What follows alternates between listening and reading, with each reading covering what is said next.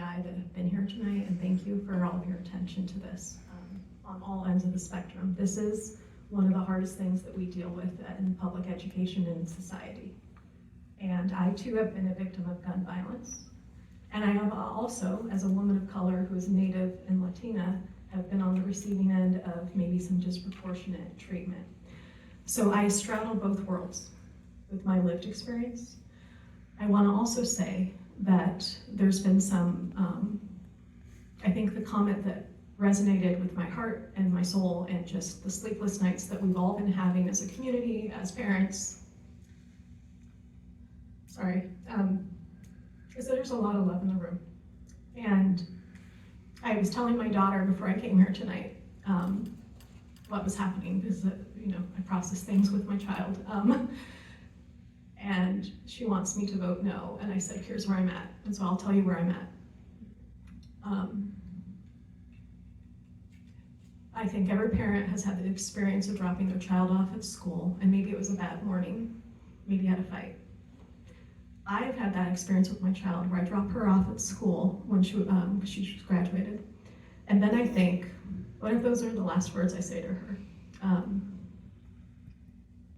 And then I regret it that we had a fight over something stupid, like, I don't know, homework or something.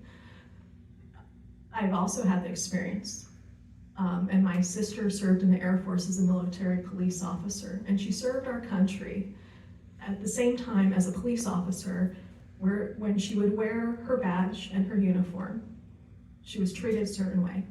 And then when she took those clothes off and was her person, Flores, she was discriminated against. Both things, as an Air Force police officer in the security forces.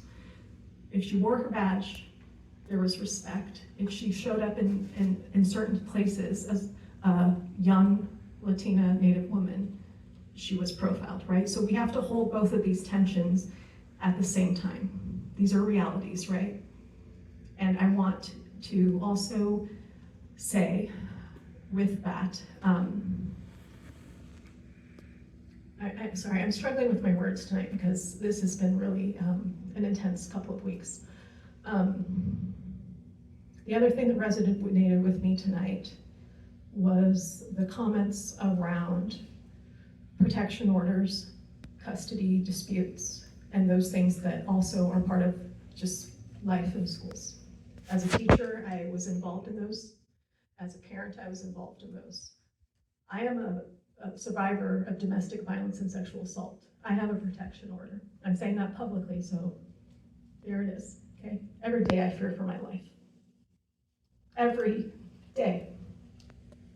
Coming to this meeting, I fear for my life because the person who hurt me knows I'm in a public meeting. And I've worked for the last 10 years at the state level on changing our student discipline rules and laws so that we are able to both have developmentally appropriate consequences for misbehavior, but also that we do not have the school to prison pipeline. Because that is also a reality. We have students of color, and the young man who are individual who spoke tonight, I really want to look you in the eye and say, I know how you're feeling about this. And I know all students how they're feeling about it on both ends of the spectrum. I think Meredith and Christine are some of the wisest young women I know in that they are scared and at the same time they are struggling, because that's where I'm at right now. I am scared and I am struggling with this. And I'm just being very vulnerable with a bunch of strangers, and this will be on the internet, so enjoy that I am gonna cry in a minute, so here it comes.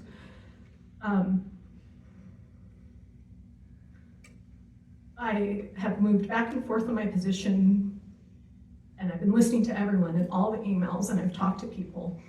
And we had a listening session last night, and I will be honest that there was some very derogatory comments in that listening session where I'm like, can you hear my heart? Because I'm listening. I said multiple times, I'm listening to you. I don't hate police, but I want, just like my Air Force military police officer's sister who died because of domestic violence, I want, like, she fought for the protections. She did not like when she had colleagues who were abusing their authority as a police officer. That was her struggle.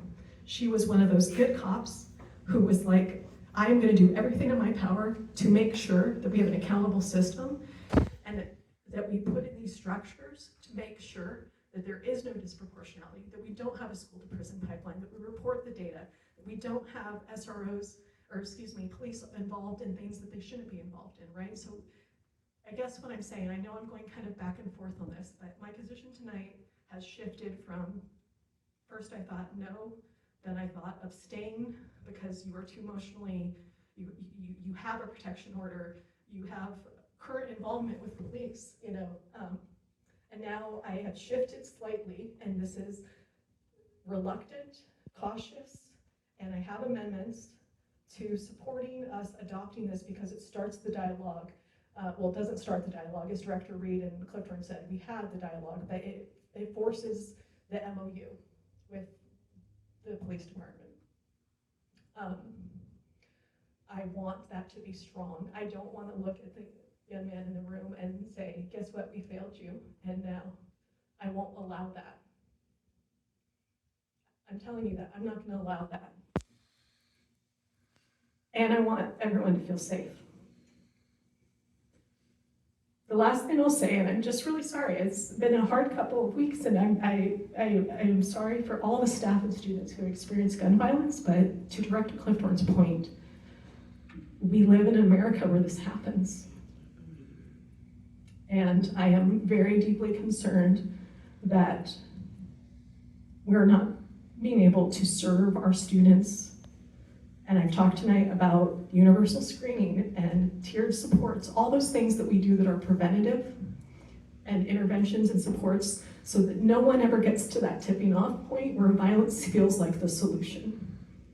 Because whoever was involved in this, and I am not going to share any identity because that's against the law, right? In these incidents, we failed to serve them.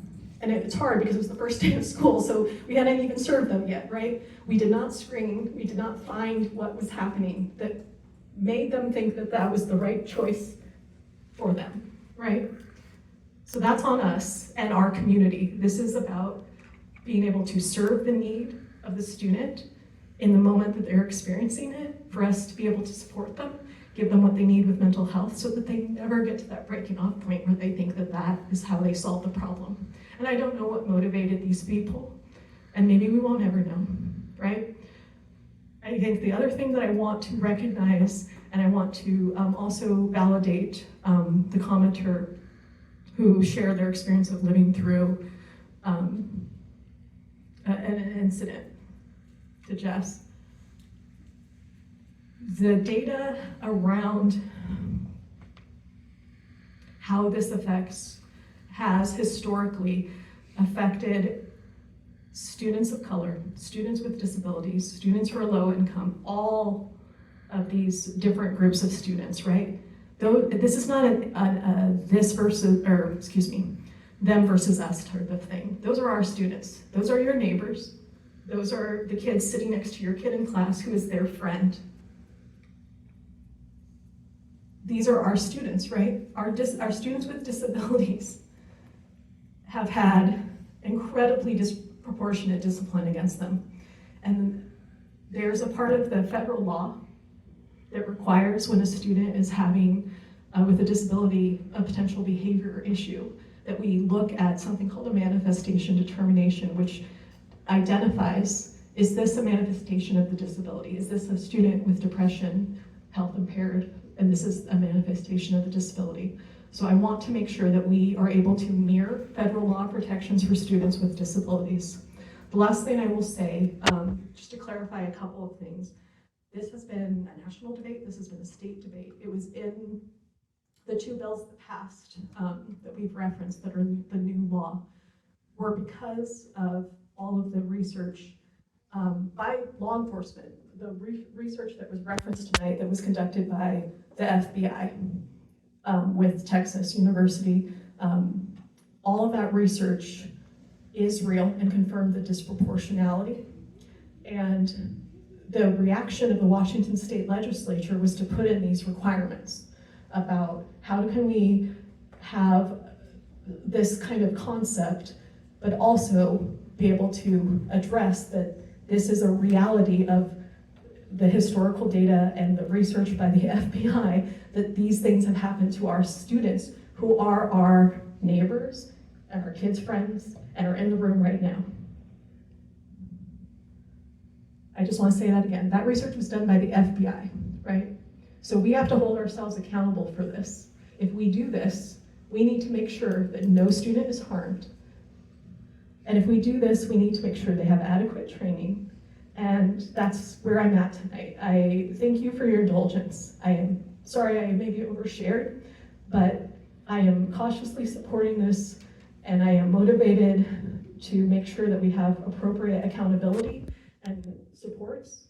And I think my tipping point for being motivated is the issue of those with protection orders, custody disputes, and those type of things also. So that's where I'm at. Thank you.